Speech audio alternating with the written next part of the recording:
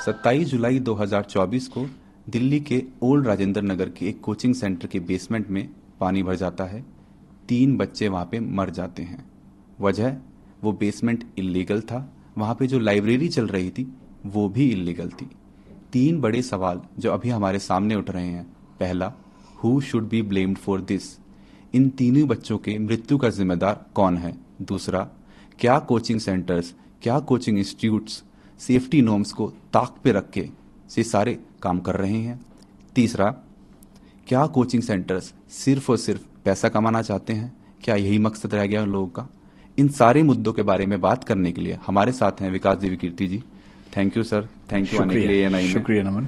Sir, पहला सवाल यही, ऐसा क्यों लग रहा है कि सबने आपको निशाना सा बना लिया है? और एक सवाल और पूछना इसी के साथ, 3 दिन हो गए हैं सर, हजारों बच्चे हैं, प्रोटेस्ट कर रहे हैं, धरना दे रहे हैं, जस्टिस की मांग कर रहे हैं, लाठियां खा रहे हैं, डंडे खा रहे हैं, पूछ रहे हैं कि विकास जी चुप क्यों थे? तो 2 सवाल हैं, एक तो कि मैं चुप क्यों था और दूसरा कि पहला सवाल आपने क्या पूछा कि ऐसा लग रहा है कि सबने आपके ऊपर निशाना साध दिया मुझ पर क्यों निशाना साध दिया है? एकदम अर्जुन की आंख की तरह, उन्होंने मछली की आंख की तरह आप पे निशाना साध दिया। मुझ पर निशाना इसलिए साधा है कि ऐसे मामले में कोई एक बलि का बकरा सबको चाहिए होता है, उससे चीजें थोड़ी आसान हो जाती हैं। प्रशासन के लिए आसान हो जाता है कि हम बच गए, एक का नाम लगा दो। समाज को भी एक सीधी सीधी बात समझ में आती है कि अच्छा एक आदमी मिल गया, यही जिम्मेदार था, तो वो तसल्ली मिल जाती है कि चलो हमें दोषी मिल गया। और जो कॉम्पिटिटर्स हैं उनको ये लगता है कि अच्छा मौका है, इसी में स्कोर सेटल कर लिया जाए, हिसाब बराबर कर लिया जाए। जो बच्चे हैं, बच्चे जिस इमोशनल टर्बुलेंस से गुजर रहे हैं, उनकी नाराजगी की वजह यह है कि मैं उनके साथ क्यों नहीं खड़ा हूं। तो बच्चों की नाराजगी जायज है, लेकिन जो सीलिंग का एक्शन है मेरे ख्याल से 50 से ऊपर इंस्टीट्यूट्स पे हुआ, उसमें एक नाम हमारा भी है। पर शायद उनको मुझसे ज्यादा उम्मीद थी, इसलिए उनको खराब लगा, हर्ट हुए, तो नाराजगी पूरी मुझ पे फूटी है। और मैं इस बात से बहुत संतुष्ट हूं, अच्छा महसूस कर रहा हूं कि सारा रोष मुझ पर है। कम से कम मैं इस बात को लेकर निश्चिंत हूं कि वो मानते हैं कि मुझे उनके साथ और सही पक्ष में खड़ा होना चाहिए था। तो इसके लिए मैं कृतज्ञ हूं कि उन्होंने इतना गुस्सा मुझ पर किया। मीडिया ने गुस्सा क्यों किया? क्योंकि चैनल्स को व्यूज चाहिए, और जिसके नाम पे व्यूज मिलते हैं, अभी तुक्के से पिछले कुछ समय से मुझे व्यूज मिल रहे हैं, तो मेरा नाम लिख के गाली देने में व्यूज ज्यादा मिलते हैं, इसलिए मेरा नाम सबसे ऊपर रहता है।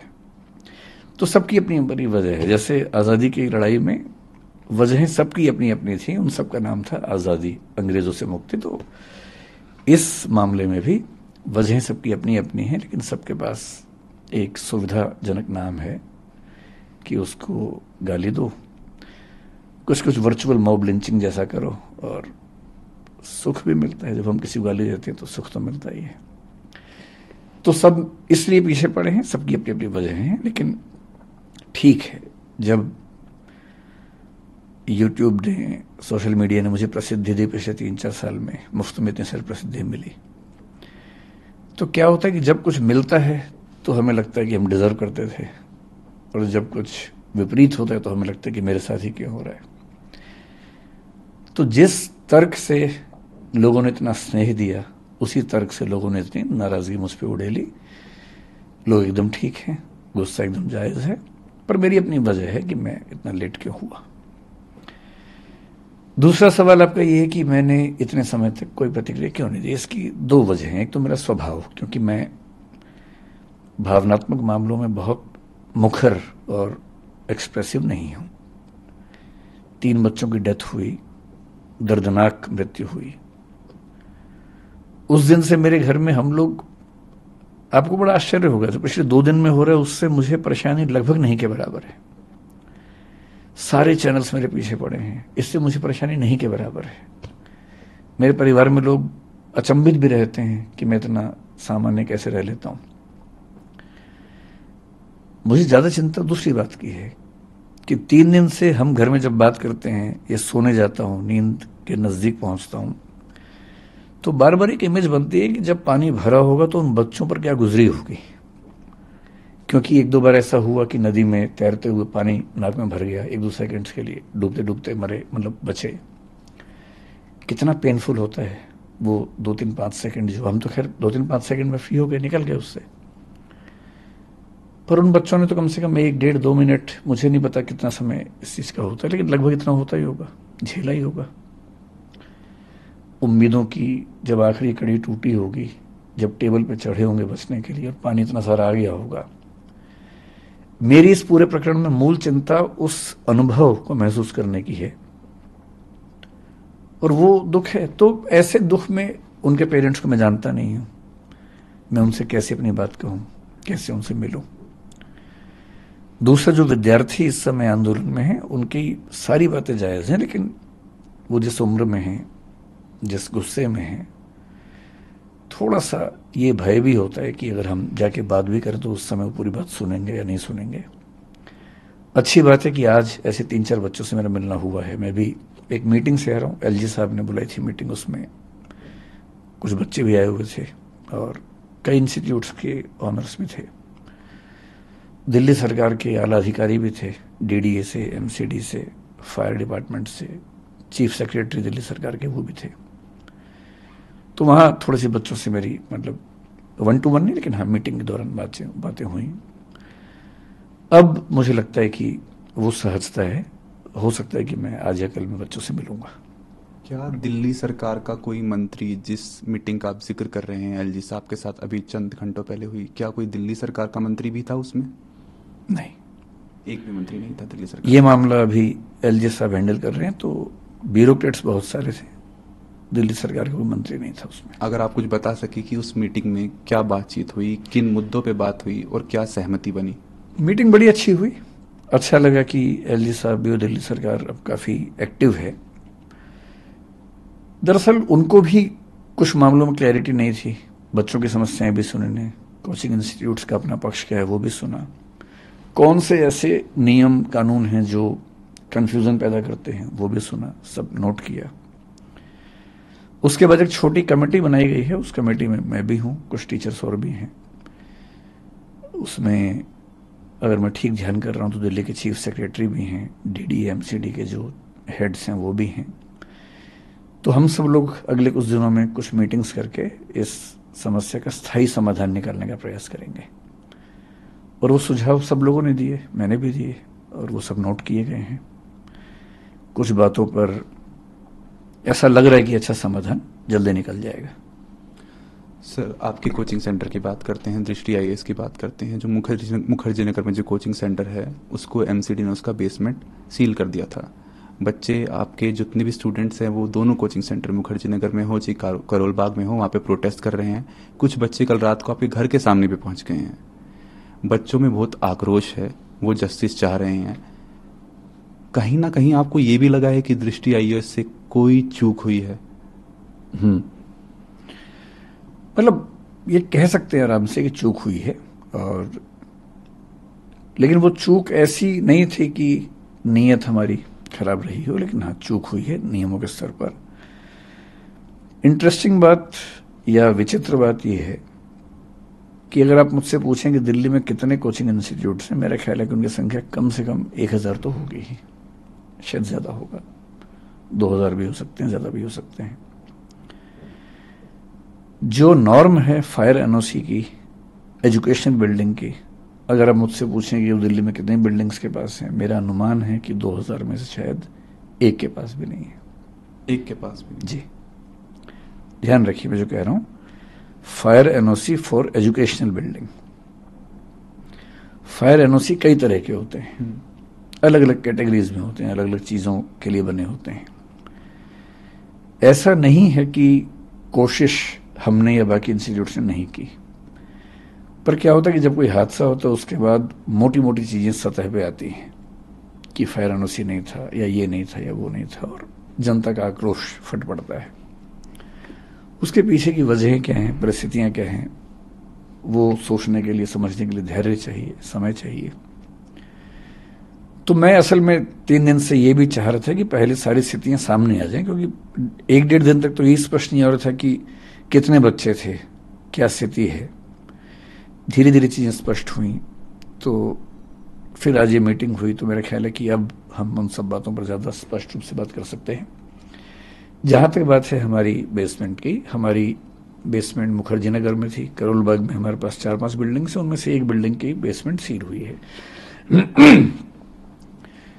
बेसमेंट जो करोल बाग में थी वो अप्रूव्ड बेसमेंट है, अप्रूव्ड कमर्शियल बेसमेंट है, जिसमें एनओसी पे लिखा हुआ है कि उसमें ऑफिस चलाया जा सकता है। उसमें ऑफिस ही चल रहा था, पर अभी एमसीडी पर जो दबाव था उन्होंने इनडिस्क्रिमिनेट तरीके से सबको सील किया है, हमें भी सील किया है।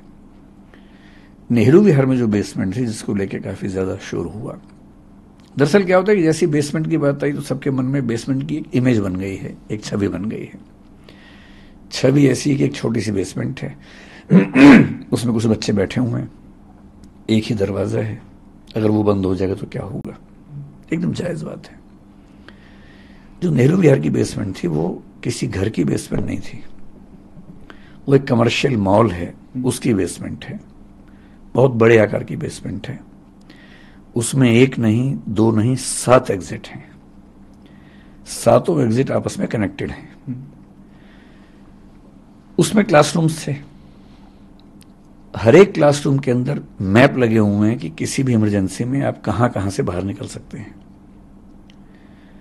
हमारे स्टाफ के जितने मेंबर्स हैं उन सब की ट्रेनिंग वहां पर लगातार होती है। फायर डिपार्टमेंट की मॉक ड्रिल्स वहां पर लगातार स्टाफ के साथ होती हैं। मैं अपने होशो हवास में ये बात कह रहा हूं कि हमें 3 दिन पहले जो इंसिडेंट हुआ उसके पहले ये एहसास था कि वो बेसमेंट शायद दिल्ली के सबसे सेफ इंफ्रास्ट्रक्चर्स में से एक है, क्योंकि जहां तक फायर की बात है, और वो बिल्डिंग बनी है नेशनल बिल्डिंग कोड के जो लेटेस्ट प्रतिमान है उनके हिसाब से, क्योंकि वो बिल्डिंग हाल ही की बनी हुई 10-12 साल पहले की बिल्डिंग है। जब वो बिल्डिंग बनी, क्योंकि हम उसके मालिक नहीं हैं, हम उसके टेनेंट हैं, जो उसके मालिक हैं, जब हमने उनसे पूछा, क्योंकि पिछले 1-2 साल से ये प्रोसेस ज्यादा हुआ शुरू, हमने उनसे पूछा कि क्या आपके पास अथॉरिटी है। उन्होंने कन्वेंस डीड की कुछ चीजें अंडरलाइन करके दी, जो उन्होंने हाई कोर्ट में भी दिखाई। हाई कोर्ट में इस पे 1-1.5 साल से केस भी चल रहा है। डीडी और एमसीडी के बीच में कुछ कंफ्यूजन्स हैं, कई चिट्ठियां एमसीडी ने लिखी हैं, कई डीडी ने जवाब दिए हैं। अब कोर्ट में कल फिर उसकी अर्ली हियरिंग होने वाली है, उसमें वो बात भी आने वाली है 28 अगस्त को, वरना वो हियरिंग थी 28 अगस्त को, फैसला वैसे भी होने वाला था कि ये अलाउड है या नहीं, उसके बाद हम शायद हटते ही। और पिछले 1 साल में हमने अपने स्टूडेंट्स को न केवल क्लास में मैंने बताया कई बच्चों को, अब जो एकदम लेटेस्ट वाले बच्चे उनको छोड़ दें, क्लास में जा जाके सबको बताया कि ऐसा हो सकता है कि हमें इसकी परमिशन ना मिले, उस केस में हम शिफ्ट करेंगे। यहां तक कि उनसे आज से करीब 1 साल पहले की बात होगी, उनसे हमने ऑनलाइन एक फॉर्म भरवाया कि उस केस में वो कहां जाना पसंद करेंगे, करोल बाग जाना पसंद करेंगे, यहां रहना पसंद करेंगे, या अभी तय नहीं कर पा रहे हैं, बाद में तय करेंगे। वो डेटा हमारे पास पूरा है कि उन बच्चों ने 1 साल पहले क्या क्या वोट भरा, और सहमति ये थी कि अभी सरकार में वो हाईकोर्ट में केस चल रहा है, जैसे उस पर कोई निश्चित निष्कर्ष आएगा उसके बाद हम उस तरह से काम करेंगे।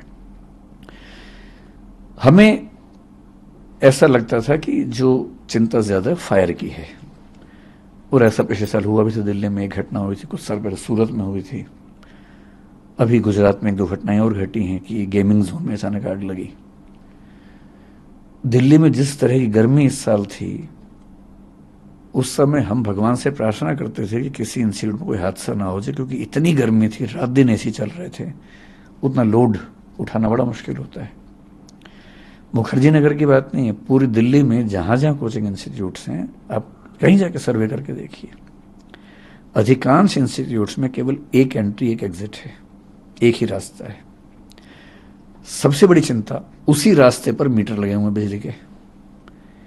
जो पिछले साल दिल्ली की एक संस्था में आग लगी, जिसमें कुछ बच्चों को 3rd फ्लोर से जंप लगाना पड़ा, चोटें लगी, लेकिन गनीमत है कि कोई कैजुअलिटी नहीं हुई। क्या हुआ था उसमें? एक ही रास्ता है, उसमें मीटर है, उसमें आग लग गई, धुआं ऊपर गया, और शुरू में बच्चे ऊपर छत पे नहीं जा पा रहे थे, बाद में खैर दरवाजा खुला, वो चले गए वहां पर, लेकिन तब तक कुछ बच्चे जंप लगा चुके थे।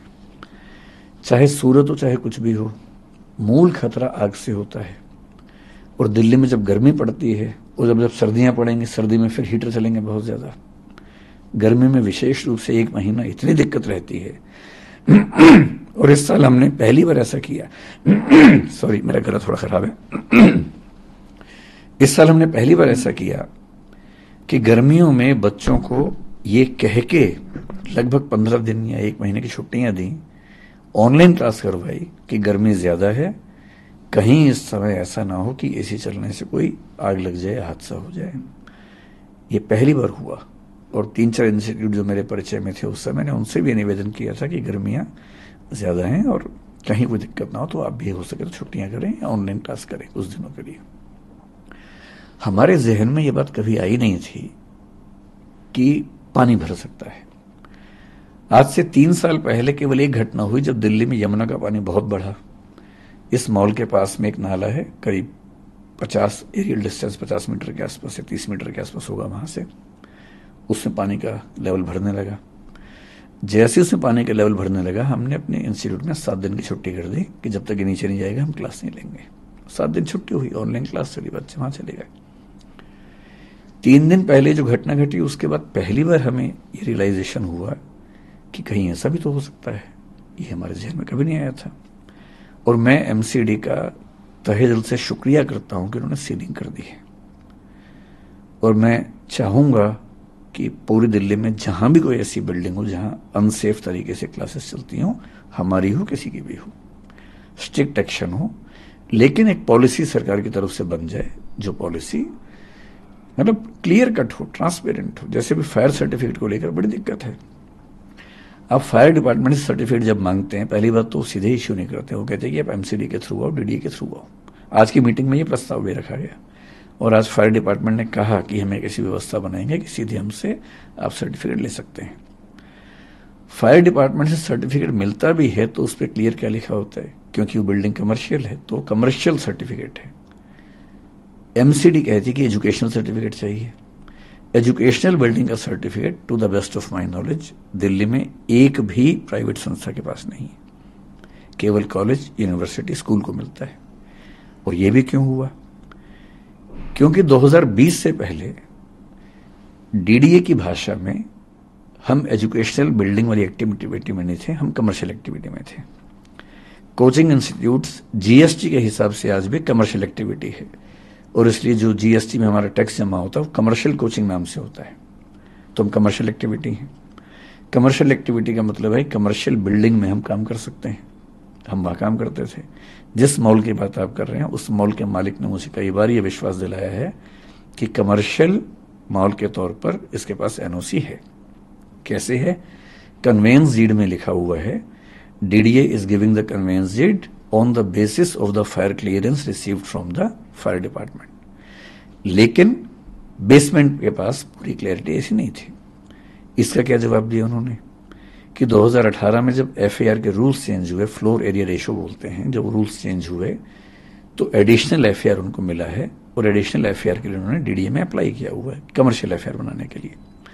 अगर वो कमर्शियल एफएआर है तो कमर्शियल एक्टिविटी वहां हो सकती है। We have been under this impression. और हमेशा ध्यान रखना है, जब बेसमेंट को लेके हमें खूब आजकल नाराजगी है, ठीक है होनी चाहिए, हम एकदम सहमत हैं कि बेसमेंट सील हो जानी चाहिए, लेकिन दिल्ली की मेट्रो बेसमेंट में चलती है, अंडरग्राउंड ही चलती है। पालिका बाजार बेसमेंट में ही है।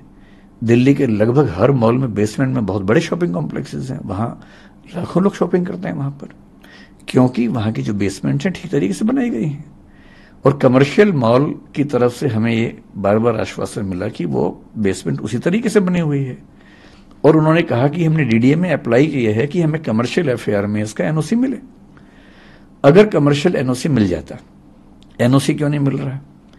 डीडीए का मानना है कि ये काम एमसीडी का है, एमसीडी का मानना है कि काम डीडीए का है। एमसीडी ने कई पत्र डीडीए को लिखे, डीडीए ने कई पत्रों में जवाब एमसीडी को दिया और यहां तक कहा कि हमारे पास डॉक्यूमेंट्स नहीं है, ये आपको देखना पड़ेगा। पिछली मीटिंग में हाई कोर्ट में डीडीए ने पहली बार ये कहा कि हम एमसीडी को राइट्स दे रहे हैं और अब एमसीडी जो कल हियरिंग होने वाली, शायद उसके बाद हमें वैसे भी इशू करती, या तो परमिशन मिल जाती या वो इशू करती कि आपको ये छोड़ना पड़ेगा, तो हम छोड़ते उसको। मतलब बेसमेंट होने मात्र से चीजें जैसी फैल जाती हैं। मैं आपसे फिर कह रहा हूं, ऑन रिकॉर्ड कह रहा हूं, उस बेसमेंट का पूरा लेआउट स्ट्रक्चर एमसीडी को हमने सबमिट किया हुआ है, डीडीए को सबमिट किया हुआ है, फायर डिपार्टमेंट को सबमिट किया हुआ है एनओसी के लिए कुछ महीने पहले। अब तक वहां से रिजेक्शन भी नहीं आया उसका। और उसमें 7 फायर एग्जिट्स बड़े बड़े, वो सब उसमें नक्शे में है, और नक्शे में नहीं है, वो रियलिटी में भी है। सर आपने अभी एक बात बोली, लेकिन इसके बावजूद पिछले 3 दिन में जो घटना घटी, उसे देखने के बाद मुझे एहसास है कि ये केयरलेसनेस थी, हमारे दिमाग में बात कभी नहीं आई। और मैं आपके चैनल पर बड़ा खुल के कह रहा हूं कि परमिशन कभी भविष्य में मिल भी गई तो भी हम बेसमेंट में काम नहीं करेंगे। मैं इसका भरोसा आपको दे रहा हूं। और मैं चाह रहा हूं पूरी दिल्ली में एक भी कोचिंग इंस्टीट्यूट बेसमेंट में ना चले, और ऊपर भी चले तो फायर सेफ्टी के साथ चले।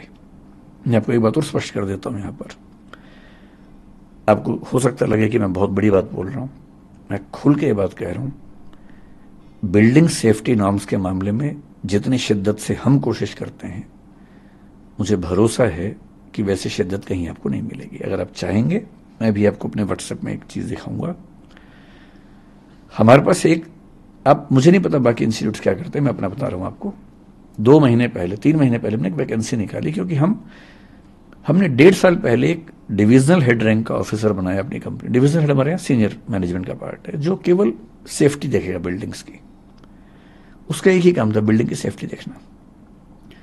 जनवरी 2023 में हमने एक व्हाट्सएप ग्रुप बनाया, मैं उसका मेंबर हूं। उस ग्रुप का काम क्या है, 16 पॉइंट्स उसमें लिखे हुए हैं, जिसमें एक लिखा हुआ है कि मैंने चेक कर लिया है कि सारे दरवाजे खुले हैं, फायर एग्जिट साफ है, उसमें कोई बाधा नहीं है, छत के दरवाजे खुले हुए हैं, कोई इमरजेंसी होने पर बच्चे बाहर निकल सकते हैं। सब 16 पॉइंट्स हैं उसमें। ये 16 के 16 पॉइंट्स पे हमारी हर बिल्डिंग के बिल्डिंग इंचार्ज को रोज, ये मैं महीने की बात नहीं कर रहा हूं, रोज की बात कर रहा हूं, एक अपडेट डालना होता है कि मैंने ये सारे 16 पॉइंट चेक कर लिए हैं, ये सारे ठीक हैं, अगर इसके बाद भी कोई दिक्कत आती है तो मैं इसके लिए जिम्मेदार हूं। ये रोज होता है। आप अगर व्हाट्सएप मेरा देखना चाहेंगे, इसके बाद देखिएगा। और ये हर बिल्डिंग के लिए रोज होता है। इसके अलावा 3 महीने पहले हमने एक वैकेंसी निकाली, 2 महीने पहले ज्वाइनिंग हुई मई के अंत में, एक ऐसे व्यक्ति की जिसका नाम ही है फायर एंड सेफ्टी ऑफिसर। उनका काम क्या है, वो 14 साल से बड़े बड़े मॉल, बड़े बड़े हॉस्पिटल्स में, फोर्टिस जैसे हॉस्पिटल में, एम्बियंस जैसे मॉल में फायर एंड सेफ्टी काम कर चुके हैं। वो दृष्टि के पेरोल पे हैं। उनका एक ही काम है कि सारी बिल्डिंग्स का ऑडिट करना, और जहां जरा भी दिक्कत है सेफ्टी के मामले में उसको ठीक करना। उनके अंडर हमने फायर मार्शल्स नियुक्त किए हैं अपनी बिल्डिंग्स में, ताकि कभी फायर की दिक्कत आए तो नॉर्मल स्टाफ ट्रेंड है हमारा नियम है कि जब भी कोई स्टाफ ज्वाइन करता है, MTS मल्टीटास्किंग स्टाफ जो होता है, 7 दिन के अंदर उसकी फायर ट्रेनिंग होती है। और इसके अलावा अब हम फायर मार्शल्स हर बिल्डिंग में अपॉइंट करें, ताकि कभी फायर हो जाए, क्योंकि वो ट्रेंड है, बहुत ज्यादा सीख के आए हैं, तो वो तुरंत आग बुझा देंगे, जबकि बाकी लोग शायद उतना तुरंत ना बुझा सके। हर क्लासरूम, हर ऑफिस में फायर एक्सटिंग्विशर्स हमने लगा रखे हैं, जो लगातार रिफिल होते हैं। मैं चाहूंगा कभी आपको मौका मिले, अगर आप सर्वे कर सकते हैं, दिल्ली या दिल्ली के बाहर हमारी किसी भी शाखा में जाइए, किसी भी क्लासरूम में जाइए, किसी भी बिल्डिंग में कम से कम 2 एग्जिट ना हो तो मैं जिम्मेदार हूं। हम ऐसी बिल्डिंग रेंट पे लेते ही नहीं जिसमें फायर एग्जिट ना हो। कई बिल्डिंग्स में आप देखेंगे लोहे का बहुत बड़ा फायर एग्जिट बना हुआ, चाहे करोल बाग में देखें, चाहे जयपुर में देखें, चाहे इलाहाबाद में देखिए। वो हमारी शर्त होती है। इंदौर में हमें 1.5 साल एक्स्ट्रा लग गया, केवल इसलिए कि एक भी बिल्डिंग ऐसे नहीं मिल रही थी जहां 2 एग्जिट हो। हमने एक लैंडलॉर्ड से बात करके उसकी जमीन पे, प्लॉट पे बिल्डिंग बनवाई 2 फायर एग्जिट वाली, और वहां काम शुरू किया। 2 साल लेट काम शुरू किया, सिर्फ इसलिए कि किसी भी स्थिति में किसी बच्चे या स्टाफ की जिंदगी से समझौता ना हो। हमारी नीयत ऐसी ही है। एक गलती हुई समझने में, मैं पूरे देश से, पूरे समाज से माफी मांगता हूं कि हाँ वो गलती हुई, आगे वो गलती नहीं होगी। Sir, if I am not mistaken, आपने अभी थोड़ी देर पहले कहा कि एमसीडी ने जो एक्शन लिया है आपके बेसमेंट के खिलाफ, जो सील किया गया है, वो डिस्क्रिमिनेटरी है।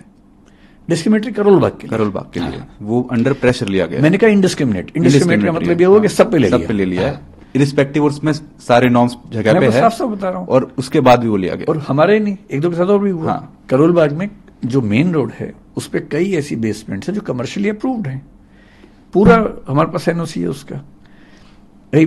एमसीडी ने उसको अप्रूव किया, कमर्शियल बेसमेंट के नाम से अप्रूव किया। कमर्शियल बेसमेंट में लिखा है कि क्या क्या एक्टिविटीज कर सकते हैं, ऑफिस चला सकते हैं या गोदाम बना सकते हैं, या एक दो चीजें और लिखी हैं। ऑफिस ही चल रहा है, 2 एग्जिट हैं, छोटे छोटे एग्जिट हैं 2, सारे फायर प्रोविजंस हैं, पर सील किया। वहां पे कोई क्लासेस नहीं चल रही थी, कोई क्लास नहीं, एक भी नहीं। बेसमेंट में कोई करोल बाग एक भी नहीं, एक भी क्लास नहीं चल रही थी। ऑफिस क्लास हमारी बेसमेंट में सिर्फ मुखर्जी नगर नेहरू विहार में चल रही थी। उसकी वजह ये है, और बाकी 1-2 सेंटर्स में बहुत छोटी 2 क्लासेस, क्योंकि वहां पर ऐसी शायद मेरे ख्याल से मनाही नहीं है, बहुत छोटे 10, 20, 50 बच्चों वाले जो क्लासेस होते हैं, वो भी मैंने कल मना करवा दिया कि वहां नहीं चलाएंगे हम। मुखर्जी नगर में दिक्कत क्या है कि बहुत छोटा इलाका है, छोटे छोटे घर हैं वहां पर। उन सब घरों में एक एंट्री एग्जिट है। अगर आप वहां क्लास चलाएं, 200 बच्चे हैं, 100 बच्चे हैं, और आग लग जाए तो बहुत रिस्की हो जाता है, जो एक इंसिडेंट दिखा भी हमने। मेरी समझ में उस इलाके में सबसे ज्यादा सुरक्षित बिल्डिंग वही कमर्शियल मॉल की है जो हमने ली। हमने 2012-13 में वहां काम करना शुरू किया, केवल ऊपर, बेसमेंट का हमें आइडिया भी नहीं था। वहां बेसमेंट में 3 इंस्टीट्यूट क्लासेस चलाते थे, बाद में एक और बढ़ा, 4 हो गए, हम नहीं थे। 2017-18 के आसपास शायद पहली बार हमें जब जरूरत पड़ी तो पता लगा कि ये क्लासरूम नीचे उपलब्ध है। वहां 3-4 इंस्टीट्यूट चल रहे थे पहले से, तो हमने ये एज्यूम किया कि इसके हमारे परमिशन होंगी, तो हमने लिया। धीरे धीरे कंपटीशन ऐसा हुआ कि वो इंस्टीट्यूट वहां से चले गए, क्योंकि उतना नहीं मैनेज कर पाए। जब वो चले गए तो मॉल के मालिक ने हमसे कहा कि अगर आप चाहें तो आप इसको ले लीजिए। हमने लिया। आखिरी एक और इंस्टीट्यूट था, उसने भी कुछ दिन पहले तक रखा हुआ था, बाद में फिर वो मॉल की तरफ से हमें मिला। वहां हम आईएएस के जो मेंस वाले बच्चे हैं, मेंटरशिप लाइब्रेरी चलाते थे, अब वो बंद हो गई, उनका 1.5 महीने बाद मेंस है, तो हम अभी उनके लिए भी रास्ता निकाल रहे हैं कि उनको कहाँ बिठाएं, उनके भी दुविधा है। सर, अभी एक ये प्रेस रिलीज आई है 2:41 पे, इसके 2-3 पॉइंट्स पे मैं आपसे बात करना चाहूंगा। जो हमारी प्रेस रिलीज है दृष्टि आईएएस ने, जो आपकी तरफ से है, जो सोशल मीडिया हैंडल पे अपलोड किया गया। 2-3 पॉइंट है, मुझे उस पर बात करना है, लेकिन एक चीज मुझे उससे आपसे पहले पूछनी है।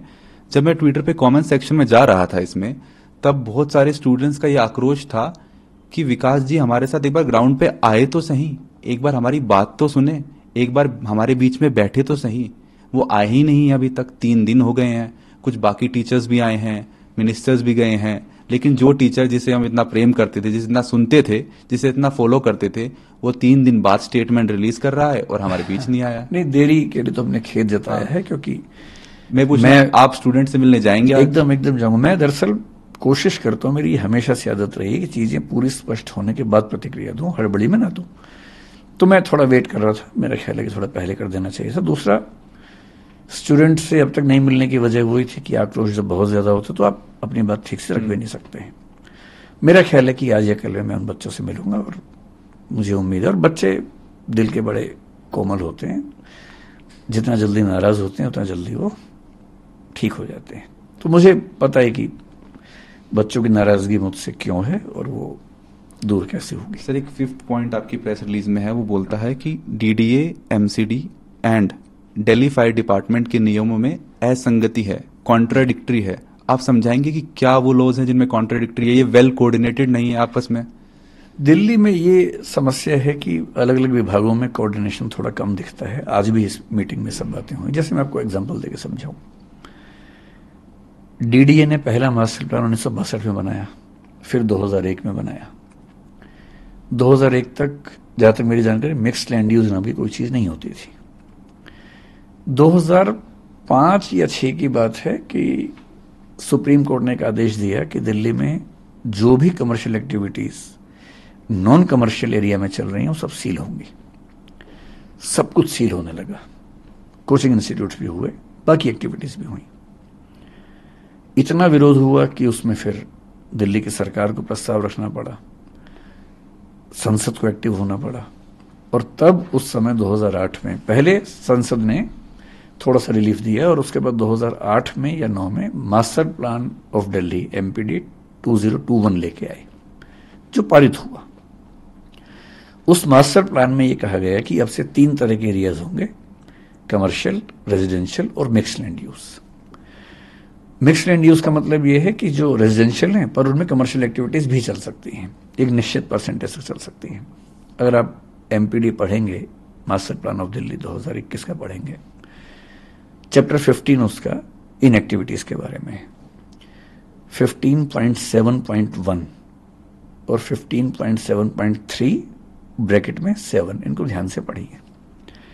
15.7.1 साफ साफ कहता है कि coaching institutes mixed land area में अलाउड हैं, प्रोवाइडेड कि सड़क इतनी चौड़ी होनी चाहिए। इतना ही नहीं, वो ये भी कहता है कि अगर सड़क इतनी चौड़ी है, मेरे ख्याल से 60 फीट के आसपास की बात है, तो मिक्स्ड लैंड यूज नहीं है तो भी अलाउड है, ये वो कहता है। Up to 2/3 FAR of the building. जैसे बिल्डिंग में अगर FAR मान लीजिए 303 है, मान लीजिए FAR 3 फ्लोर पे, इसे मतलब 3 होता है, तो 2 फ्लोर पे कोचिंग चल सकती है, साफ साफ लिखा हुआ है। उसमें केवल एक सवाल है कि बेसमेंट में चल सकता है या नहीं।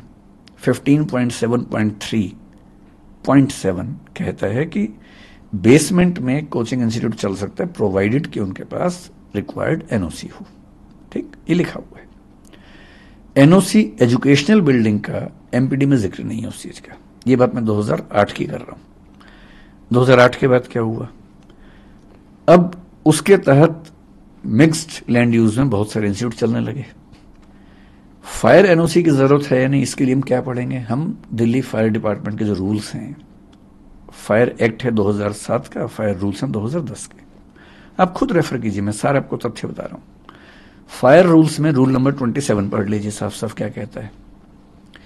रूल नंबर 27 साफ साफ कहता है कि अगर कोई बिल्डिंग रेजिडेंशियल है और 15 मीटर तक की है तो उसको NOC नहीं चाहिए।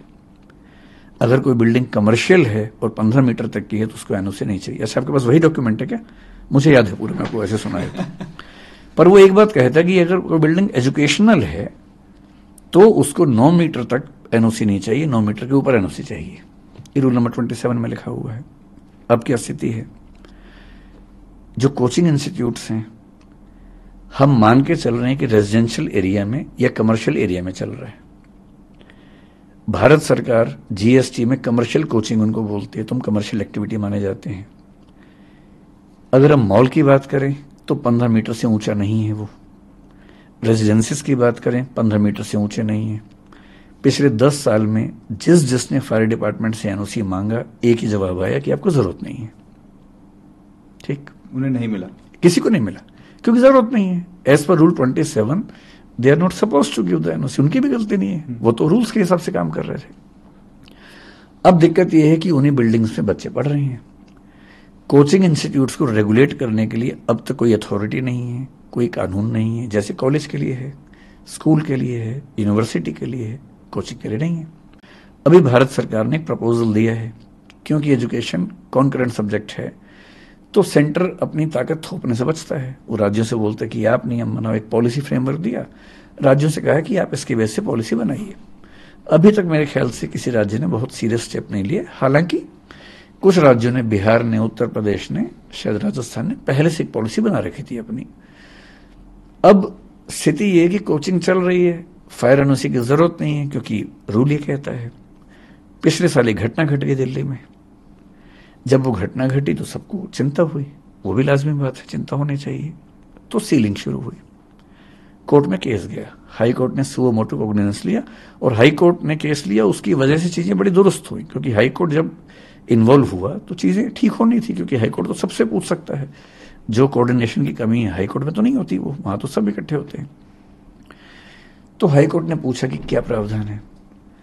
अब इस बीच में DDA ने 2020 में यूनिफाइड बिल्डिंग बाई लॉज में संशोधन किया, जो 2016 के नियम थे।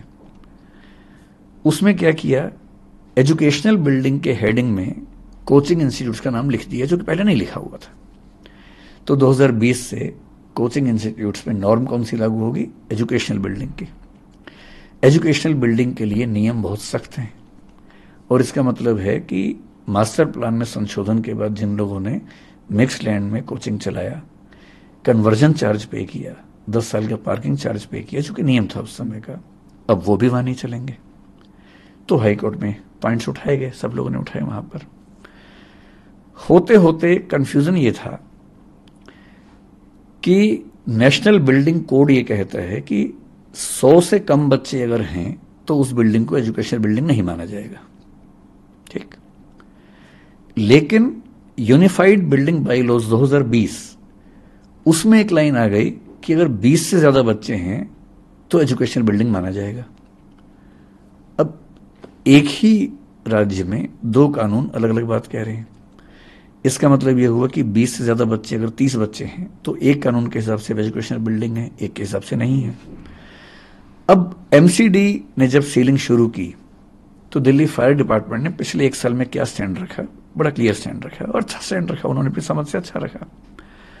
उन्होंने कहा कि एजुकेशनल बिल्डिंग के लिए जो फायर नॉर्म्स है रूल 27 में वो ये हैं कि अगर 9 मीटर तक की बिल्डिंग है तो वहां तक हमें एनओसी नहीं चाहिए। लेकिन आप ढूंढ रहे हैं उसको, नहीं। देखिए रूल नंबर 27 को देखिए, उसमें है, उसमें क्या था कि कमर्शियल और रेजिडेंशियल बिल्डिंग को 15 मीटर तक एनओसी नहीं चाहिए। 15 मीटर तक, लेकिन एजुकेशनल बिल्डिंग को 9 मीटर के ऊपर चाहिए। अब अगर हम एजुकेशनल बिल्डिंग मान लें इनको तो 9 मीटर तक क्या होता है, ग्राउंड और फर्स्ट फ्लोर कवर हो जाता है। तो दिल्ली फायर डिपार्टमेंट ने पिछले 1 साल में जो स्टैंड रखा वो ये रखा कि ग्राउंड और फर्स्ट फ्लोर पे अगर कोचिंग चल रही है तो एनओसी नहीं चाहिए, उसके ऊपर है तो चाहिए। तो मुखर्जी नगर में, दिल्ली के बाकी क्षेत्रों में कोचिंग इंस्टीट्यूट ने जनरली क्या किया, 2nd 3rd फ्लोर को बंद करना शुरू कर दिया, ग्राउंड फर्स्ट पे एक्टिविटीज करनी शुरू की। हालांकि मेरा अपना मानना है कि फर्स्ट फ्लोर पे भी रिस्क उतना ही हो सकता है, अगर सीढ़ी एक ही है तो खतरा उतना ही है, मेरा अपना ऐसा मानना है। ग्राउंड पे आमतौर पे 2 रास्ते होते हैं तो इतनी दिक्कत नहीं है, अगर सरकार मानना चाहे तो इस बात को कंसिडर करना चाहिए। अब इसलिए सीलिंग नहीं हुई क्योंकि ग्राउंड फर्स्ट पे चल रहा था। हाई कोर्ट ने पिछली हियरिंग में, जो कि अभी मेरे ख्याल से 12 जून की बात है, 12 जून नहीं सॉरी, उससे पिछली हियरिंग शायद 10 मई को हुई थी वो हियरिंग मेरे ख्याल से, उसमें एक नया स्टैंड लिया और उसने कहा कि अगर एजुकेशनल बिल्डिंग है, पहली बात तो एजुकेशनल बिल्डिंग है या नहीं, हम केवल एक बात से तय करेंगे कि यूज क्या हो रहा है। अगर यूज हो रहा है एजुकेशन का तो एजुकेशनल बिल्डिंग होगी, और एजुकेशनल बिल्डिंग हो तो फ्लोर चाहे कोई भी हो, फायर एनओसी होना चाहिए। और फायर एनओसी कौन सा होना चाहिए, एजुकेशनल बिल्डिंग वाला होना चाहिए। और एजुकेशनल बिल्डिंग वाला फायर एनओसी मेरी जानकारी में दिल्ली में एक भी प्राइवेट इंस्टीट्यूट के पास नहीं है। 2000 में से मतलब मेरे अनजाने में 2-4 के पास किसी तरह से हो तो हो, मेरी जानकारी में एक के पास भी नहीं है। विकास जी, सारी बातें एक तरफ, लेकिन हकीकत तो ये है कि 3 बच्चे मर गए एकदम। वो 3 बच्चे नहीं है, 3 फैमिलीज हैं जी। उनसे बहुत सारे लोग जुड़े हुए हैं, काफी सपने थे, यूपीएससी में जाएंगे, सिविल सर्वेंट बनेंगे। श्रेया यादव, तानिया सोनी और निविन डालविन, ये 3 बच्चे मर गए हैं, पानी में डूब के मर गए। किसी ने सोचा भी नहीं होगा, ऐसे सपने में भी नहीं सोचा होगा कि 3 बच्चे डूब के मर जाएंगे।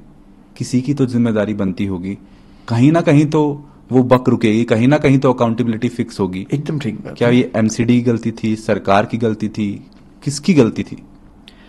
मतलब मैं इस चीज से बचता हूं कि हम सारी गलती किसी एक पर ही थोप दें, जैसे सोशल मीडिया मुझ पर थोप रहा है। आप भी किसी एक पर थोपना चाहें तो थोप लें, पर मैं नहीं थोपूंगा। गलती किसकी है?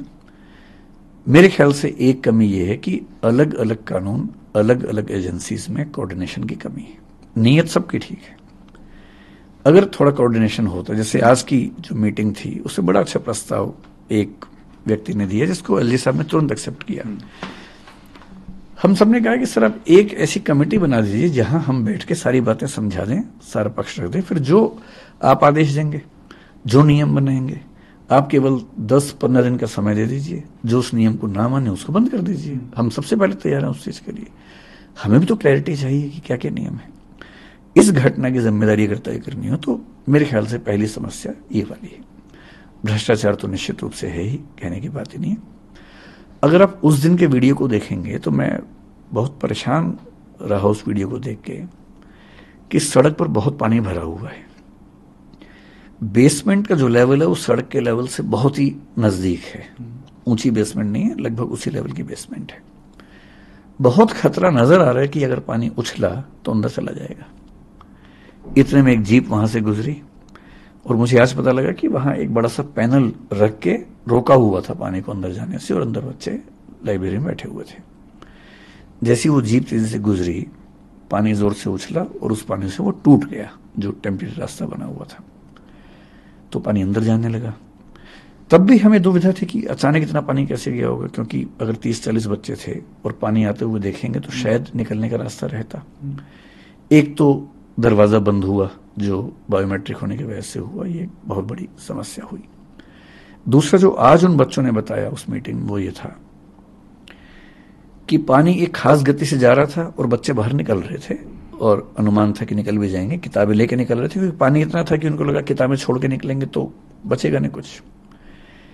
इतनी देर में पानी के बहाव से जो एग्जॉस्ट फैन था, वो जो एरिया था वो भी टूट गया और जैसे ही वो टूटा पानी का पूरा बांध एक साथ अंदर गया। और उन बच्चों की बात जो मैं समझ पाया कि कमर तक के पानी से सिर के ऊपर तक पानी जाने में केवल शायद 50 सेकंड या 1 मिनट लगा। ये इतना कम टाइम था कि इतने टाइम में शायद हम में से कोई भी ना सोच पाता ना निकल पाता। फिर एलजी साहब ने आज बड़ी अच्छी बात उसमें यह भी कही कि वहां जो सीवर लाइन्स थी वो इलीगल कंस्ट्रक्शन से, एंक्रोचमेंट से कवर हो गई थी। ये भी एक समस्या है। एनक्रोचमेंट भी ऐसे तो नहीं होते हैं, उसमें भी कहीं ना कहीं तो कोई ना कोई शामिल होगा ही होगा। मेरा अपना मानना था कि बेसमेंट थोड़ी ऊंची होती बेहतर होता, लेकिन आज मुझे पता लगा कि जो नए नियम हैं जिसमें स्टिल्ट पार्किंग बनाना जरूरी है उसमें शायद 8 सेंटीमीटर का कोई नियम है। अब नियम है या ये मतलब जनरली ऐसा होता मुझे नहीं पता, लेकिन शायद इस वजह से बेसमेंट्स बहुत ऊंची नहीं बनती है दिल्ली में, एक वजह ये भी है। इन सब के साथ मैं ये खुल के मानता हूं कि इसमें कोचिंग इंस्टीट्यूट्स की एक बड़ी जिम्मेदारी बनती है, हमारी भी बनती है। संयोग की बात है कि हादसा कहीं और हुआ, लेकिन हमें नोशनल सेंस में समझना चाहिए कि हादसा कहीं भी हो सकता था। इसको रेक्टिफाई करना सभी इंस्टीट्यूट की जिम्मेदारी है। मैं अपने हिस्से की जिम्मेदारी बहुत खुल के निभाने को तैयार भी हूं, तत्पर भी हूं, और मैं आपके सामने स्पष्ट कर रहा हूं कि किसी भी सूरत में जो चीजें अलाउड नहीं है दिल्ली में वो हम नहीं करेंगे। और चाहे हमें दिल्ली छोड़नी पड़े, चाहे कहीं और जाना पड़े, जो भी अप्रूव्ड बिल्डिंग्स होंगी हम वहीं काम करेंगे। सर, जिस इंसान का आप जिक्र कर रहे थे जो वो जीप चला रहा था, थार चला रहा था, उस बंदे को दिल्ली पुलिस ने अरेस्ट कर लिया है। उसको बताया ये मस्तीखोर है और उसको बताया वो ज्यादा जोर से गाड़ी चला रहा था, उसकी वजह से वो जो उन्होंने बांध सा लगाया हुआ था वो टूट गया और इसलिए पानी भर गया। उस बंदे को अरेस्ट कर लिया। इसे आप कैसे देखें? ये तो देखिए, जब लोग बहुत आक्रोश में होते हैं उनको खुश करने के लिए, संतुष्ट करने के लिए ऐसे एक्शन सरकार लेती है। सरकार को भी पता है, पुलिस को भी पता है कि इस पे केस ऐसा कुछ बन नहीं पाएगा। मैक्सिमम ये केस बनेगा कि उसने रैश ड्राइविंग करके आसपास के लोगों को परेशान किया, पानी उछाला उनके ऊपर, क्योंकि उसकी ऐसी इंटेंशन नहीं थी। मेंसरिया के बिना आप कैसे आरोप कोई लगाएंगे? तो मेरे ख्याल से अभी जैसे एमसीडी ने बहुत बड़े पैमाने पर सीलिंग की, उसका पर्पस भी ये है कि जो एक नाराजगी है लोगों में वो तुरंत उसे संतुष्ट किया जा सके। उस व्यक्ति की गिरफ्तारी का मसला भी है। मेरे ख्याल से जब मामला कोर्ट में जाएगा 1-2 हियरिंग में उसे बेल तो मिली जानी चाहिए। सर, भारत में एक और चीज होती है कि जब तक कोई बड़ी घटना ना हो ना, तब तक कोई एक्शन नहीं होता। ये कोचिंग इंस्टीट्यूट चल रहे थे, कोचिंग सेंटर चल रहे थे। आप मुखर्जी नगर और ओल्ड राजेंद्र नगर में आप घुसेंगे, आपको दिखते ही पता चल जाता है कि इनमें से किसी के पास एनओसी का एक ही एग्जिट है। वो भी इतना एग्जिट है कि आदमी हाथ भी नहीं कर सकता, इतना वो एक बंदा जा सकता है। आपको देखते ही पता चलता है कि कहां रोका जाए, मतलब कहां किस नॉर्म को सेट किया जाए कि ये बंद हो। आंखों से देख के ही पता चल रहा है कि ये सब इलीगल है, ये सब भ्रष्टाचार चल रहा है, किसी के बीच में कोई किसी को पैसे दे रहा है, बहुत सारे नॉर्म्स हैं वो फ्लाउट हो रहे हैं, बहुत सारे नॉर्म्स हैं वो वायलेट हो रहे हैं। तो where should the buck stop? कहीं ना कहीं तो लाइन ड्रॉ करेंगे ना कि मतलब अभी बस मेरे ख्याल से इस हादसे से जो सीखना चाहिए वो ये कि नो कंप्रोमाइज अप्रोच हो। मैं आपको एक और उदाहरण बताता हूं। अगर आप मुखर्जी नगर जाएंगे, मेरा विश्वास है कि पूरे मुखर्जी नगर में एक ही ऐसी बिल्डिंग है जिसमें 2 एग्जिट्स हैं। एक कोई और हो तो मुझे पता नहीं, मैं एक को जानता हूं, हमारी अपनी बिल्डिंग है। वहां कुछ क्लासेस चलती हैं, मेरे ख्याल से वो बंद हो जाएंगी, क्योंकि हमें ये चिंता रहती है कि इमरजेंसी में बच्चे कहां से निकलेंगे। हम एक तो सीढ़ियों में मीटर आमतौर पे हमेशा ध्यान रखते हैं कि मीटर वहां से दूर हो, तब भी कहीं कोई क्राइसिस हो तो बच्चे कहां से निकलेंगे। छत के दरवाजे हम हमेशा खोल के रखते हैं और कोशिश करते हैं कि आसपास की छतों पर जाने का ऑप्शन रहे। इसके अलावा हमने उस बिल्डिंग में पीछे की साइड में, बिल्डिंग के अंदर ही सारे फ्लोर्स को काट कर एक फायर एग्जिट बनाया और बच्चों के लिए नियम बनाया कि वो आएंगे इस तरफ से, जाएंगे उस तरफ से, ताकि उनको उस तरफ से जाने की प्रैक्टिस हो। लेकिन उसके बाद भी हमें उसका एनओसी नहीं मिल पाएगा। हालांकि हमने अप्लाई किया हुआ है, देखते हैं रिजेक्शन आता है कि नहीं आता है। उसके पीछे आर्गूमेंट जो होने वाला है वो ये कि एजुकेशनल बिल्डिंग के लिए शायद फायर एग्जिट की चौड़ाई एक स्पेसिफिक है, वो मेरे ख्याल से उतने एरिया में नहीं बन पाती है। लेकिन ठीक है, एक दिक्कत इंस्टीट्यूट्स की भी आप समझें कि वो सब एक साथ हैं, एक हब है, बच्चे भी वहां हैं। अगर आप किसी एक को बाहर निकाल देंगे तो खत्म हो जाएगा। होना ये चाहिए कि सबको एक साथ आप रीएलोकेट कर दें, रीलोकेट कर दें। और जो डीडीए के वाइस चेयरमैन हैं, जो शुभाशीष पंडा जी हैं, कुछ दिन पहले मेरी उनसे बात भी हुई थी। उन्होंने खुद एक प्रस्ताव मुझे दे दिया था कि अगर आप उचित समझें कि सारे इंस्टीट्यूट्स मिलकर काम करना चाहें तो क्या नरेला में हम एक बड़ा हब बना सकते हैं कोचिंग का। मैंने कहा प्रस्ताव अच्छा है, लेकिन सबके मन में दुविधा ये होगी कि अगर वो चला गया और बाकी नहीं गए तो क्या होगा। तो बेहतर है कि आप एक मीटिंग बुला के सबसे बात कीजिए, और यदि ऐसा कुछ होगा तो मैं आगे बढ़ चढ़ के उसमें हिस्सा भी लूंगा, और यदि सहमति बनती है तो आगे बढ़ना चाहूंगा। आज की मीटिंग में भी उन्होंने ये प्रस्ताव रखा फिर से, और लगभग ये सहमति बनी कि डीडीए नरेला क्षेत्र में, क्योंकि वहां हजारों फ्लैट्स हैं जो बच्चों के हॉस्टल्स बन सकते हैं, और हॉस्टल्स की जो दिक्कत बच्चों को आती है कि बहुत छोटे कमरे हैं, वो भी वहां सॉल्व होती है। तो हो सकता है कि निकट भविष्य में आप देखें कि दिल्ली विकास प्राधिकरण डीडीए नरेला में, या रोहिणी की बात भी उन्होंने की, और ये भी कहा कि कुछ और एरियाज में भी वो कोशिश करेंगे देखने की कहाँ ऐसी व्यवस्था बन सकती है। तो हो सकता है कि दिल्ली सरकार इस पर कोई बड़ा स्टेप ले, और अगर ऐसा होगा तो मेरे ख्याल से इंस्टीट्यूट्स को आगे बढ़कर साथ देना चाहिए सरकार का। सर, जिस बेसमेंट, जिस लाइब्रेरी में पानी घुसा और 3 लोगों की मृत्यु हुई, 3 यूपीएससी एस्पिरेंट्स की जान गई, उस स्पेसिफिक लाइब्रेरी का नाम मेंशन करके, उसका जिक्र करके दिल्ली के अफसरों को बताया गया है कि यहाँ पे हादसा हो सकता है 1 महीना पहले। अच्छा, बताया गया, लिखा गया और रिमाइंड भी करवाया गया। ये किसने, मुझे इसकी ये एक ग्रीवेंसेस ऑफिसर को लिखा है, एक बच्ची ने लिखा है। तब तो ये हाँ लिखा है, नेग्लिजेंस हाँ, का मामला है। बताया गया और उस रिमाइंड भी करवाया गया। नहीं, अगर ऐसा है तो मैं बाद ये हुआ है। मैं बिल्कुल भी ये नहीं कहूंगा सिस्टमैटिक कुछ नहीं देखते। ये निश्चित तौर पे फेलियर है अगर ऐसा है कि पहले आइडिया था। मुझे भी कल किसने बताया कि शायद पहले, आज उन बच्चों ने बताया कि पहले भी पानी भरा था।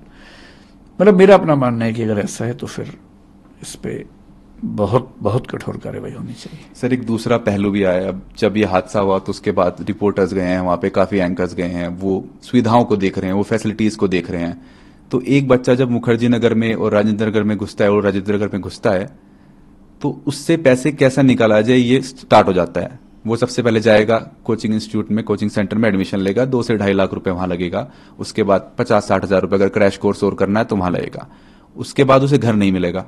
जब तक ब्रोकर को वो पैसे नहीं देगा 1 महीने का सिक्योरिटी डिपॉजिट, तब तक उसको पैसे नहीं मिलेंगे और घर नहीं मिलेगा। उसके बाद मकान मालिक नखरे करता है, वो उसको घर नहीं देता। इतने छोटे छोटे घर होते हैं सर। हाँ।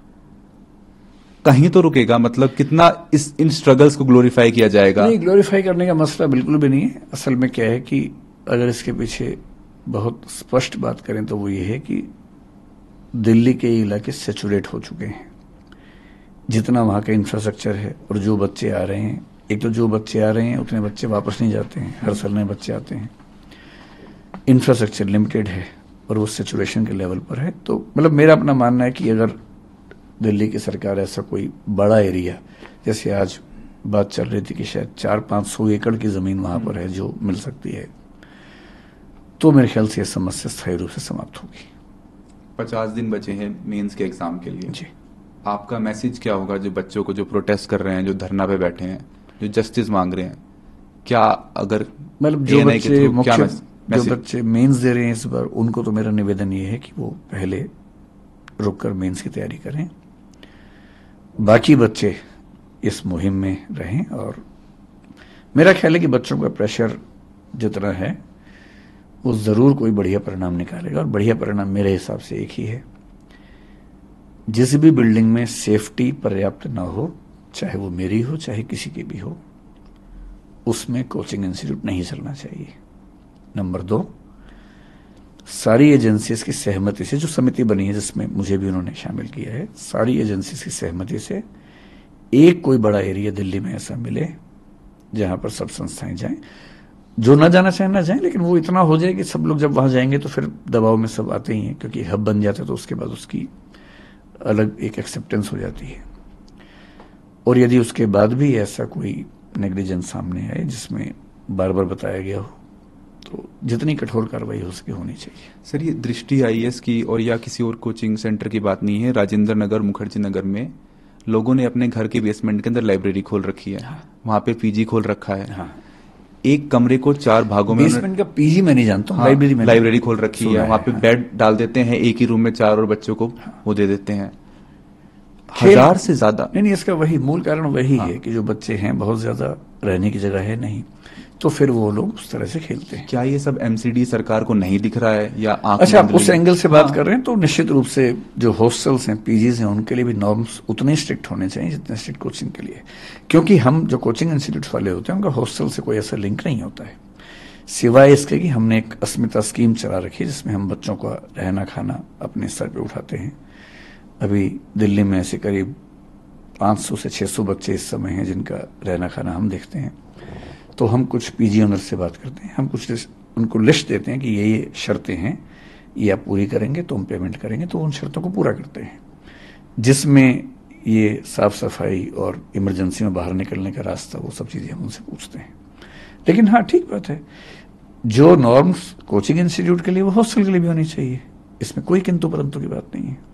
और ये भी ध्यान रखना है कि कोचिंग इंस्टीट्यूट में तो बच्चा जैसे एक बार उसने फीस दी, लेकिन रहना है उसको 3 साल तक, और दिल्ली में मेरे ख्याल से 20-25 हज़ार से कम में 1 महीने का खर्चा नहीं चलता किसी बच्चे का। तो 1 साल में उसका रहने का खर्चा 3 लाख रुपए के आसपास है, 3 साल में 9 लाख रुपए है। असली खर्चा तो वहां पर होता है, तो थोड़ी सुविधाएं भी ठीक हों। तो यदि हम किसी ऐसे स्थान पर शिफ्ट हो जाएं, सब लोग, बच्चे भी, जहां थोड़े खुले खुले हॉस्टल्स हों, धूप हवा भी आती हो, और कोचिंग इंस्टीट्यूट भी थोड़े बड़े एरिया में हो, बेसमेंट की नौबत ना हो, सीढ़ियां कम से कम 2-2 हर फ्लोर पे हो इमरजेंसी के लिए, सबके लिए अच्छा है। और हो सकता है कि इस मामले में पहल हम करें, हम पीछे नहीं हटेंगे। हजारों बच्चे पढ़ने आते हैं, आईएएस की तैयारी करने आते हैं, आईपीएस की तैयारी करने आते हैं, सिविल सर्विसेज की तैयारी करने आते हैं मुखर्जी नगर में और ओल्ड राजेंद्र नगर में। जब वो पास आउट हो जाते हैं, जब वो आईएएस आईपीएस बन जाते हैं, क्या किसी एक बच्चे ने नहीं सोचा कि इन सारी प्रॉब्लम्स को मैं एड्रेस करूं, बड़े पैमाने पे दिखाऊं, लोगों को जागरूक करूं, बताऊं कि क्या सब चल रहा है यहाँ पे, कैसे सेफ्टी की धज्जियां उड़ाई जा रही है, कैसे फैसिलिटीज प्रोवाइड की जा रही है? क्या किसी एक इंसान ने भी नहीं सोचा? नहीं, ऐसा नहीं है। कुछ सिविल सर्वेंट्स ऐसा सोचते होंगे, जरूर अपनी बात रखते भी होंगे। कभी कभी ऐसा भी होता है कि जो लोग यहाँ से पढ़ के जाते हैं वही वापस आके यहाँ काम भी करते हैं। अभी भी मैं ऐसे कुछ सिविल सेवकों को जानता हूँ जो दिल्ली में पोस्टेड हैं, उन एरियाज में पोस्टेड हैं। लेकिन क्या होता है ना कि जैसे मान लीजिए कोई आईएएस है और वो भी काम कर रहा है, मान लेते कि डीएम है, पर डीएम के पास बड़े फैसले करने की अथॉरिटी नहीं है, क्योंकि उसमें डीडी भी इन्वॉल्व है, एमसीडी भी है, फायर सर्विस भी है। वो अकेला क्या करेगा? सुझाव दे सकता है। ये स्टेप्स उस लेवल पर संभव हैं जब कोई व्यक्ति चीफ सेक्रेटरी के आसपास के पद पे हो, तो प्रयास करते ही होंगे, पर जब चीजें सिस्टम में बहुत बिखरी हों तो एक व्यक्ति के प्रयास से समाधान आमतौर पर नहीं हो पाता। मैं उन पे आरोप क्यों लगाऊंगा? कुछ न कोशिश करते ही अभी होंगे। ब्लेम गेम भी तो चल रहा होता है। दिल्ली सरकार के मंत्री हैं जो बोल देते हैं कि ये एलजी साहब ने किया है, उनके अंडर आता है, वो बोल देते हैं ये उनके अंडर आता है। दिल्ली का जो एडमिनिस्ट्रेटिव स्ट्रक्चर है वो इस समय देश में सबसे यूनिक है। जो मुख्यमंत्री और एलजी के बीच में रिस्पॉन्सिबिलिटी की शेयरिंग है वो बड़ी अनक्लियर है।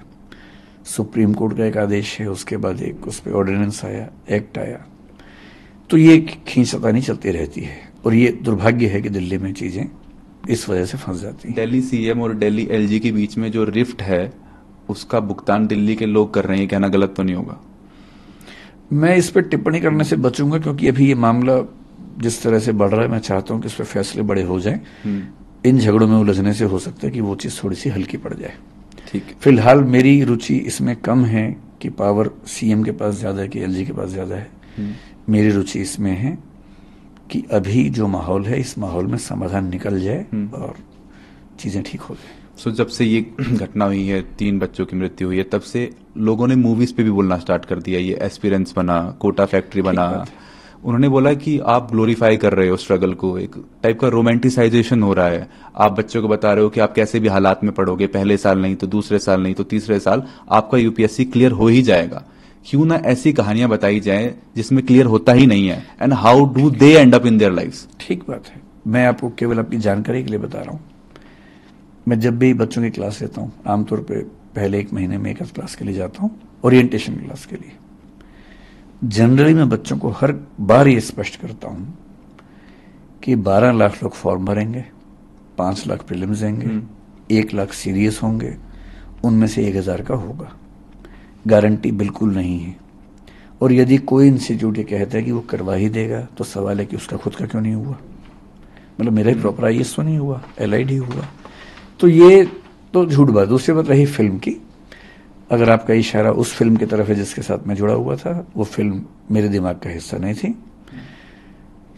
2 व्यक्तियों के जीवन पर उनके एक मित्र ने उपन्यास लिखा जो कि मेरे स्टूडेंट थे। एक बड़े प्रोड्यूसर डायरेक्टर ने उस पर फिल्म बनानी चाहिए। स्क्रिप्ट पे 2 साल काम करने के बाद मुझे कंसल्ट किया गया और मैंने मैत्री भाव से कंसल्टेशन उसमें दी। इतना ही मामला है। मतलब मेरा मानना है कि दोनों तरह की कहानियां जरूरी हैं। कुछ लोगों ने स्ट्रगल करके अचीवमेंट हासिल की इसकी भी, और कुछ लोग स्ट्रगल करके नहीं अचीव कर पाए तो उन्होंने जिंदगी कैसे गुजारी इसकी भी कहानियां आनी चाहिए। दोनों कहानियां जरूरी हैं। सर, हम फायर NOC की बात कर रहे थे, हम बात कर रहे थे कि फ्लडिंग भी हो सकती है, फायर NOC भी लेने चाहिए, लेकिन अर्थक्वेक का क्या? एकदम आ सकता है। और अर्थक्वेक आया तो 2, 3, 4 नहीं 400-500 जाने जा सकते हैं। आज ही LG की मीटिंग के बाद एक वरिष्ठ सिविल सेवक, वहीं उनसे मेरी बात चल रही थी, दिल्ली में ही काम करते हैं, बहुत सीनियर सिविल सर्वेंट हैं। उन्होंने मुझसे अनौपचारिक बातचीत चल रही थी मैत्री वाले भाव से। उन्होंने मुझसे जो बात कही, जो बात हम समझते हुए, उन्होंने कहा कि ये वाटर वाली बात, फायर वाली बात पे हमारा फोकस है क्योंकि ये दिक्कतें दिख रही हैं, दूर होनी चाहिए। लेकिन जिस दिन दिल्ली में बड़ा भूकंप आ गया, उन्होंने कहा कि पूरी दुनिया में ऐसी त्रासदी नहीं हुई होगी जितनी यहां होने वाली है। और मैं फिर आपसे एक बात कह रहा हूं, अभी कोचिंग इंस्टीट्यूट्स घेरे में हैं तो बात चल रही है। मैं आपको कुछ और बातें बताता हूं, उन पर भी फोकस कर लीजिए थोड़ा सा। दिल्ली में ऐसे हजारों रेस्टोरेंट्स होंगे जिनमें जाने का एक रास्ता है, जहां खूब खाना पीना भी है, ड्रिंक्स भी हैं, अल्कोहल तो बहुत जल्दी आग पकड़ता है। एक रास्ता है। शाम के समय जो कम उम्र के बच्चे हैं, 80, 100, 150 बच्चे वहां पर होते भी हैं, डांस भी कर रहे होते हैं, कभी कभी स्मोक भी कर रहे होते हैं। एक चिंगारी कभी लग गई तो क्या होगा, आपको अंदाजा है इस चीज का? इसके अलावा दिल्ली में पिछले 3 या 4 बड़े फायर इंसिडेंट्स को ध्यान से याद कीजिए। कोचिंग इंस्टीट्यूट में एक हुआ जिसमें किसी की मृत्यु नहीं हुई थी पिछले साल। उसके पहले नरेला में एक इंसिडेंट हुआ। नरेला में हुआ या मतलब उपहार सिनेमा भी हुआ। उपहार तो बहुत पहले की बात हो गई। उसके बाद पिछले 4 साल में, 5 साल में 2 इंसिडेंट्स हुए जिनमें करीब 30, 40 से ज्यादा व्यक्तियों की जान गई। पर क्योंकि वो मजदूर थे इसलिए उनकी बात बहुत ज्यादा उठी नहीं, किसी ने की नहीं उनकी बात, क्योंकि वो एक ऐसी बिल्डिंग में सो रहे थे, एक ही रास्ता था और नीचे से आग लग गई। जो अभी हाल ही में भारत के बाहर भी घटना घटी, बहुत से भारतीयों की जान गई जिसमें। अर्थक्वेक बहुत बड़ी त्रासदी होगा। फायर, फ्लड से ज्यादा फायर की चिंता हमें आमतौर पर लगती है क्योंकि फायर दिल्ली में होने का खतरा ज्यादा होता है। और पुराने जो बाजार हैं, चांदनी चौक हो, कोई बाजार हो, छोटी छोटी गलियों में जब आप ऊपर चढ़ते हैं एक दुकान में जहां 1 लाख साड़ियां टंगी हुई हैं, जहां 50 सैकड़ों महिलाएं साड़ी खरीद रही हैं, भगवान ना करे कभी कुछ हुआ तो क्या होगा? बहुत सारे प्रश्न हैं। दिल्ली का विकास बहुत सिस्टमैटिक सिटी के रूप में नहीं हुआ, चंडीगढ़ की तरह से नहीं हुआ है। 1962 के मास्टर प्लान में उन पुराने इलाकों को एग्जम्पशंस दी गई हैं ताकि वहां बिजनेस हार्म ना हो। एग्जम्पशन तो ठीक है, बिजनेस इंटरेस्ट में है, लेकिन जब आग लगती है तो वो एग्जम्पशन नहीं देती है। तो मैं जो विनम्र निवेदन करना चाह रहा हूं कि ऐसा नहीं है कि बारूद के ढेर पर सिर्फ कोचिंग इंस्टीट्यूट्स बैठे हैं, पूरी दिल्ली बैठी है। बहुत कम ऐसे संस्थान हैं, स्कूल है, कॉलेज है, यूनिवर्सिटी है, अस्पताल है, उनको जमीन मिलती है, मीडिया हाउसेस को जमीन मिल जाती है, बाकी लोगों को ज़मीन नहीं मिलती है, कोचिंग इंस्टीट्यूट को सरकार ज़मीन नहीं देती है, उनको खुद खरीदनी होती है, खुद रेंट पे लेना होता है, महंगे रेंट पे लेना होता है। फिर हर डिपार्टमेंट के साथ कम से कम ये ध्यान रखना होता है कि छोटी सी बात पे कोई हमला ना हो जाए। तो पक्ष सबका है, उनका भी है, और अच्छी बात है कि अगर हम एक स्थायी समाधान की ओर बढ़े, मुझे उम्मीद है कि इस बार कुछ ना कुछ स्थायी होगा। सर, फैमिलीज भी ये न्यूज़ देख रही हैं, सोशल मीडिया पे हैं, वो भी देख रही हैं कि कैसे घटना सब कुछ हुआ, 3 बच्चों की जान गई। पेरेंट्स को आप क्या मैसेज देना चाहेंगे जो अपने बच्चों को भेजते हैं दिल्ली पढ़ने के लिए, बंगाल से, यूपी से, हरियाणा से, कि जाओ पढ़ो? जैसे ये जो बच्चे थे, निविन केरल से था, ये जो तान्या बच्ची है वो तेलंगाना से, उसके पेरेंट्स भी थे, शायद एक यूपी से बच्ची है। मैं पेरेंट्स से ये कहना चाहूंगा कि जब वो आए दिल्ली में, चाहे हमारे पास आए चाहे कहीं भी जाए, केवल ये ना देखें कि इंस्टीट्यूट कितना अच्छा है, टीचर्स कितने अच्छे हैं, साथ में थोड़ा सा ये भी देखें कि सेफ्टी के प्रोविजंस कितने वहां पर हैं। खुद जाके देखें, क्लासरूम के अंदर जाके देखें। एक सिंपल सी कसौटी मैं आपको दे रहा हूं। सबसे पहले हर पेरेंट और हर बच्चा जब भी किसी क्लासरूम में जाए, ये ध्यान से चेक कर ले कि अगर कोई दिक्कत हुई तो निकलने की संभावना है या नहीं। मैं सामान्य भाषा में कहूं तो कम से कम 2 एग्जिट हैं या नहीं। बहुत बेसिक सा क्राइटेरिया है। मैं जानता हूं कि ये कहने के बाद बहुत सारे इंस्टीट्यूट मुझसे नाराज हो जाएंगे, वो मुझे शायद बिरादरी से बाहर कर देंगे, लेकिन मैं साफ कह रहा हूं, जिस क्लासरूम में, बिल्डिंग में निकलने के 2 रास्ते ना हो, 2 या 2 से ज्यादा, वहां आपको क्लास नहीं करनी चाहिए। अगर वो हमारा भी है तो हमारे पास भी नहीं करनी चाहिए। और अब से एक नई बात यह है कि बेसमेंट, तो हम अभी ये सुनिश्चित करेंगे कि, मतलब बाकी राज्यों में बेसमेंट को लेकर ऐसे कठोर नियम शायद नहीं है, लेकिन हम कोशिश करेंगे कि हर जगह इस नियम को लागू करें। सर, आपने जो प्रेस रिलीज थी वो जारी की, उसमें आपने एक सुझाव भी दिया कि सरकार दिल्ली में 3 से 4 क्षेत्रों को चुनकर उन्हें कोचिंग स्थानों के लिए नियत करे। इस पे भी बात हुई एलजी साहब के साथ आपकी। नरेला के लिए जो डीडीए के वाइस चेयरमैन हैं शुभाशीष पंडा जी, उन्होंने बात आज भी रखी, और वो कह रहे हैं कि वहां पर हजारों की संख्या में घर तैयार हैं। जो कोचिंग इंस्टीट्यूट बनाने की बात है, हम आपको लैंड भी दे सकते हैं अगर आप कहेंगे, तो हम ऐसे बिल्डर से बात करेंगे जो आपको बना के दे देंगे।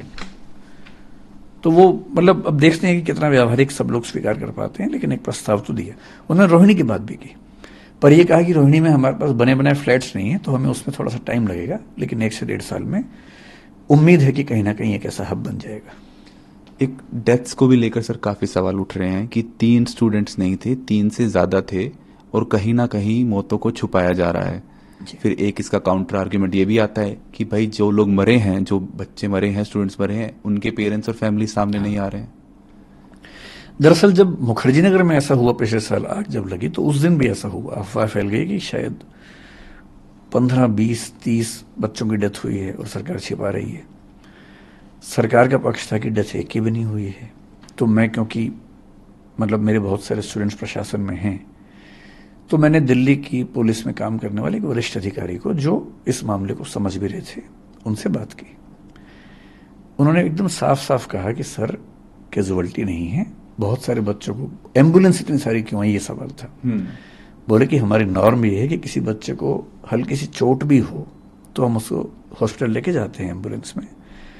और मैंने उनसे निवेदन किया, मैंने कहा आप एक काम करो, बच्चों को ऐसा लग रहा है कि उस बिल्डिंग के अंदर बहुत सारी लाशें हैं, आप हो सके तो एक बार बिल्डिंग के अंदर जाके उनको दिखा दो, 2, 4, 5 बच्चों को ले जाके। उसके बाद शायद उन्होंने ऐसा किया। एमपी साहब हमारे जो थे मनोज तिवारी, उनको भी शायद दिखाया, कुछ बच्चों को शायद दिखाया गया। धीरे धीरे ये रूमर शांत हुआ। यहाँ की जो बात है, मेरा बच्चों से कहना यह कि अगर उनको निश्चित तौर पर ऐसी जानकारी है तो उन बच्चों का नाम बताएं जो मिसिंग हैं, जिनकी डेथ की बात है। जैसे मैंने आज ही कहीं पढ़ा कि एक बच्चे को मिसिंग बताया गया, वो बच्चा आज सामने आया कि मैं उस दिन वहां पर नहीं था, शायद नारायणा में कहीं रहता बच्चा। तो क्योंकि जब बच्चे निकले होंगे, कुछ बच्चे घायल होंगे, उनको लेके हॉस्पिटल गए होंगे, तो ये सीधी सी बात है, उस समय सबको ऐसा लगता है कि जितने लोग जा रहे हैं वो सब डेड बॉडीज हैं और बच्चों की चिंता लाजमी है। लेकिन अगर ऐसा एक भी नाम है जिसमें उनको डाउट है, वो नाम बताएं, उनके पेरेंट्स सामने हैं, और जैसे ही कोई बच्चा सामने, मतलब बच्चे का नाम सामने आएगा, पेरेंट्स सामने आएंगे, तो सरकार को जवाब देना पड़ेगा। प्रशासन को लेकर जो मेरी अपनी समझ है वो ये है कि दिल्ली जैसे शहर में पब्लिक आई के बीच में होते हुए इतना आसान नहीं है छिपाना, लेकिन अगर शक है बच्चों को तो नाम बताना चाहिए, इन्वेस्टिगेशन होनी चाहिए इसकी। सर, एक नीलेश नाम का यूपीएससी एस्पिरेंट और था, उसकी कुछ दिन पहले जान चली गई थी करंट लगने की वजह से। अभी 3 बच्चों की जान चली गई है। एक सवाल बार बार लोगों के मन में उठता है, दिल में उठता है, does human cost have no life in India? मतलब ये बात ईमानदारी से कहें तो जैसे जैसे हम विकसित देश बनते हैं वैसे वैसे ह्यूमन लाइफ की कीमत बढ़ती जाती है। विकासशील देशों में, गरीब देशों में ह्यूमन लाइफ की कीमत उतनी नहीं होती है। मसलन नियम उतने हैं नहीं, रिसोर्सेज उतने हैं नहीं, इंफ्रास्ट्रक्चर उतना है नहीं, चलता रहता है, सबको पता है, फिर एक हादसा होता है, नाराजगी होती है कुछ दिनों की, शांत हो जाता है। गुजरात में कुछ दिन पहले ऐसा हुआ कि एक नदी पे पुल टूटा, कितनी जानें चली गई, बहुत शोर मचा। गुजरात में ही हाल में गेमिंग जोन में आग लगी, कितने लोग मर गए। दिल्ली में पहले 2 फायर इंसिडेंट्स हुए थे, कितने लोगों की डेथ हो गई थी। ट्रेन एक्सीडेंट्स भी होते हैं। लेकिन क्योंकि इंफ्रास्ट्रक्चर को लेकर, संसाधनों को लेकर हम रातों रात विकसित देश नहीं बन सकते। विकसित देशों ने आज से 50 साल पहले ये सब झेला है। इन सब चीज़ों को झेल कर नई नीतियाँ बने, नियम बने, चीज़ें ठीक हुई। वहाँ आबादी का दबाव थोड़ा कम रहता है, जगह उनके पास ज़्यादा है, हमारे पास आबादी भी ज़्यादा है जगह की तुलना में। ईमानदारी की बात है कि भारत में और ऐसे देशों में, पाकिस्तान में, किसी और देश की बात करें, ह्यूमन बीइंग की ज़िंदगी पर खतरे ज़्यादा है, और दिल्ली तो बहुत ज़्यादा है। जब गर्मियाँ होती हैं तो चिंता होती है कि कहीं आग ना लग जाए, सर्दियों में भी ऐसा होता है। अब बरसात में चिंता होने लगी है कि कहीं पानी ना घुस जाए। दिवाली आते आते अगले 4 महीने चिंता है कि जिसको लंग्स में दिक्कत है, अगर किसी को मतलब अगर लंग्स से दिक्कत है तो बस वो बच जाए, क्योंकि पॉल्यूशन का लेवल इतना ज़्यादा होता है। तो निस्संदेह दिल्ली में जिंदा रहना भी एक चैलेंज होता है, चुनौती है। सर, स्टूडेंट्स जो प्रोटेस्ट कर रहे हैं उन्हें देख के लग नहीं रहा है कि उनका आक्रोश आने वाले 3-4 दिनों में कम होने वाला है। जब तक कोई सॉलिड उन्हें या तो प्रूफ नहीं मिलेगा कि सरकार कोई कदम उठा रही है या कोई जस्टिस का कोई उन्हें रे ऑफ होप नहीं दिखेगा, तब तक लग नहीं रहा कि वो एक कदम पीछे लेने वाले हैं। अच्छी बात है कि आज की मीटिंग में 5 या 6 बच्चे जो उस मूवमेंट में हैं वो भी आए हुए थे, उन्हें दिल्ली पुलिस लेके आई थी। वो भी इस पूरे प्रोसेस के भागीदार हैं, और जो कमेटी बन रही है उस कमेटी में बच्चों का पार्टिसिपेशन भी है। एक बार मैं आपको उस कमेटी में कौन कौन है अगर आप बता पाए तो? बच्चे, एलजी साहब ने जो उस समय कहा था मैं बहुत एग्जैक्टली ध्यान नहीं कर पा रहा हूँ, लेकिन 4-5 इंस्टीट्यूट्स के लोग थे, जिनमें एक मैं भी था। बच्चों की तरफ से 1 या 2 लोग रहने वाले हैं। जो दिल्ली के चीफ सेक्रेटरी हैं, मेरे ख्याल से वो कमेटी के चेयरमैन होने वाले हैं। और अगर मैं ठीक याद कर पा रहा हूँ तो एमसीडी के कमिश्नर और डीडीए के वीसी या उनके प्रतिनिधि उस कमेटी में होंगे, और दिल्ली फायर सर्विस के भी। सर, ये इंटरव्यू खत्म करना चाहूंगा। आपका एक आखिरी मैसेज, जो बच्चे जो प्रोटेस्ट कर रहे हैं, जो न्याय की मांग कर रहे हैं, आप उनसे एएनआई के थ्रू क्या कहना चाहेंगे? आखिरी मैसेज।